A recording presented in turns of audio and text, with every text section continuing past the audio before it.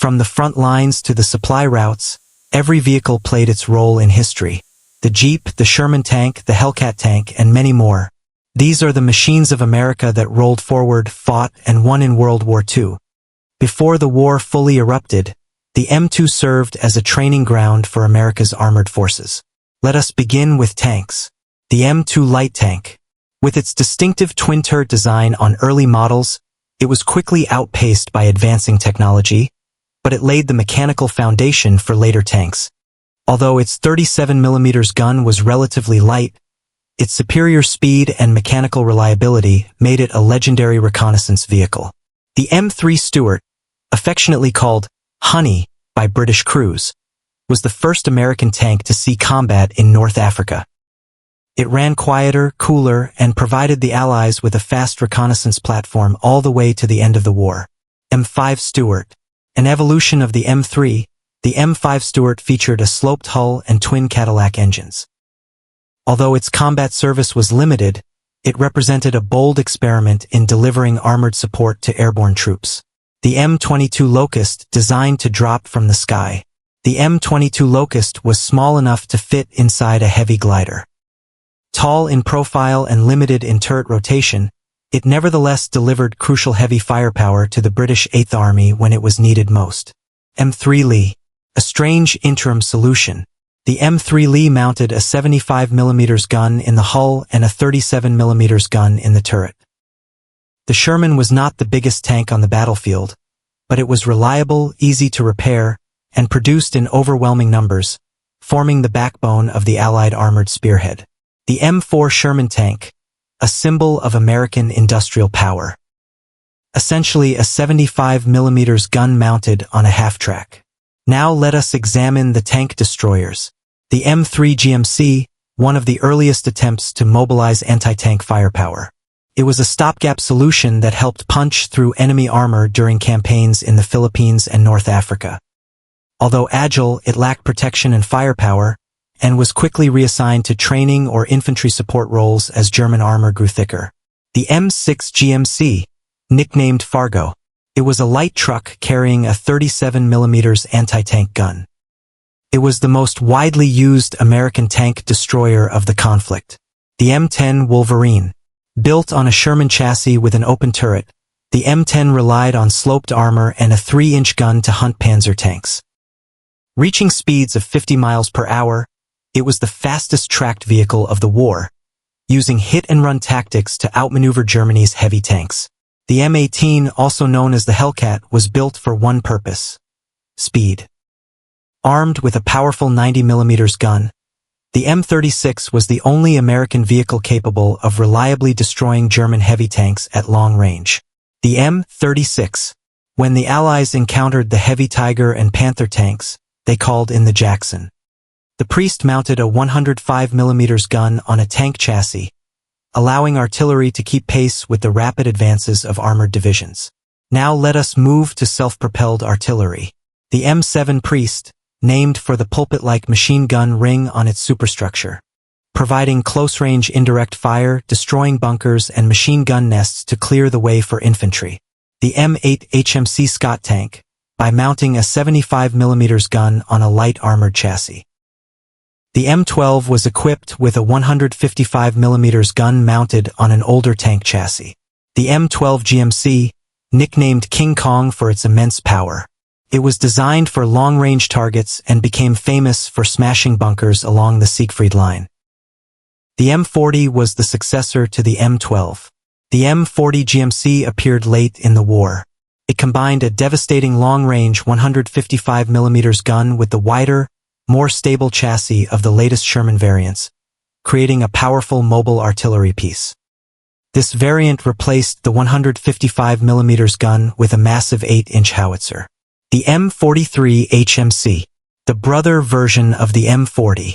It delivered incredible destructive power, easily leveling fortifications during the final advance into Germany. By mounting a 105mm howitzer directly into the standard Sherman turret, commanders equipped their own tank platoons with a high-explosive sledgehammer for demolition work. The M4 105mm self-propelled gun. This was not a tank destroyer, but a bunker-busting vehicle. Armored, reliable, and heavily armed with machine guns, it served as the mainstay of reconnaissance before being replaced by half-tracks. Next are armored cars and reconnaissance vehicles. The M3 Scout Car, also known as the White Scout Car, was the wheeled vehicle of early war commanders, including General Patton. The Greyhound was a 6x6 armored car that served as the eyes and ears of cavalry units, racing ahead of formations to spot the enemy before vanishing. The M8 Greyhound, fast, quiet, and extremely dangerous to infantry. The M20 served as an armored utility vehicle. The M20, essentially a Greyhound without a turret. It carried commanders, transported cargo, and moved troops quickly across dangerous terrain under the protection of light armor. The M2 was primarily designed as an artillery tractor. Next are half-tracks. The M2 half-track, shorter than its more famous sibling. It towed guns and ammunition, ensuring that heavy artillery units could move through mud that ordinary trucks could not cross. With tracks at the rear and wheels at the front, the M3 carried armored infantry squads directly into battle, protecting them from shrapnel and small arms fire. The M3 half-track, the iconic armored personnel carrier of the war. The M5 was produced by International Harvester, primarily for Lend-Lease. The M5 half-track, nearly identical in appearance to the M3. It featured a different engine and slightly curved armored fenders, serving faithfully with British, Canadian, and Soviet forces. It was widely exported to Allied nations, proving that American industrial capacity could supply the entire free world. The M9 half-track. Similar to the M5, the M9 was International Harvester's multipurpose half-track variant.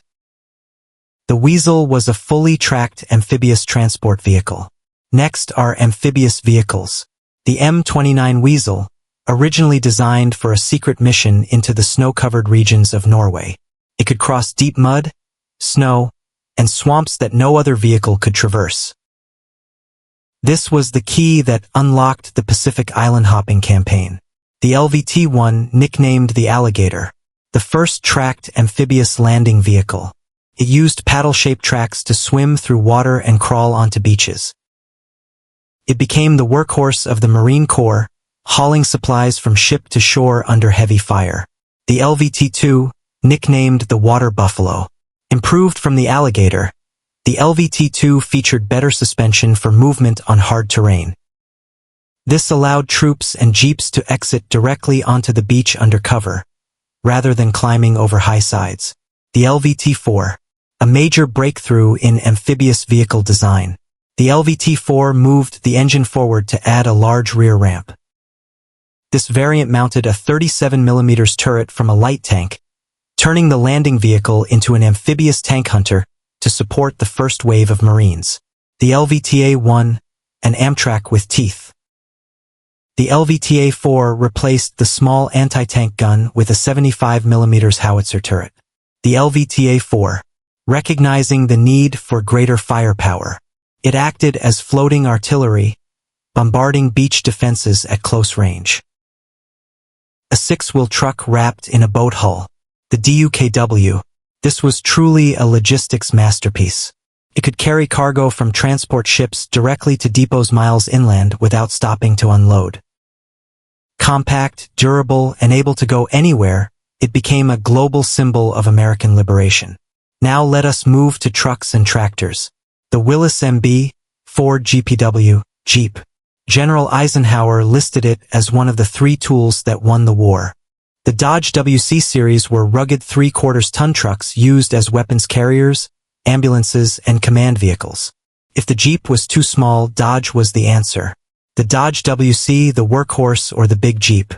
The G506 was a vital logistical link, transporting troops and towing artillery on every front, including the frozen Eastern Front through Lend-Lease. The Chevrolet G506, the 1.5-ton Chevy truck, often overshadowed by larger trucks.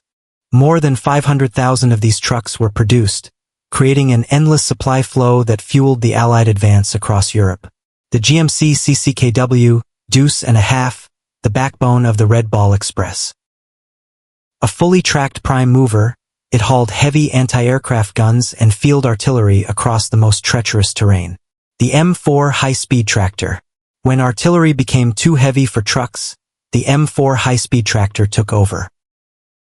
This massive 12-ton truck was designed to tow tank transport trailers, moving damaged or operational armored vehicles to where they were needed most without wearing down tank tracks. The Diamond T980/981, the heavyweight champion of recovery operations. Essentially a Sherman tank with a fixed turret and a massive crane. The M32 bravely rolled to the front lines to pull damaged tanks out of the mud and return them to safety. Now let us examine engineering and recovery. The M32 TRV, the tank recovery vehicle. The M1 Wrecker was the mechanic's best friend, capable of lifting engines, uprighting overturned vehicles, and clearing roads for convoys. The M1 Heavy Wrecker, a truck-mounted monster equipped with heavy cranes and winches. These motorcycles carried messengers and military police swiftly through the chaos of combat zones. Finally, communications and personnel vehicles. The Harley-Davidson WLA Liberator, modified for military use with a submachine gun holster and blackout lights. Smaller and lighter, thousands were produced, with many sent to British and Commonwealth forces to maintain communications. The Indian 741. While Harley grabbed the spotlight, the Indian 741 was also a key player. The Ford staff car provided senior officers with relatively comfortable transportation, though unarmored, between headquarters. The Ford staff car, based on a standard civilian sedan model. It carried generals and VIPs across secure areas, a reminder of civilian life amid the machinery of war. Painted in dull olive drab to blend in, the Chevrolet staff car, Ford's wartime rival, was a militarized version of the Master Deluxe.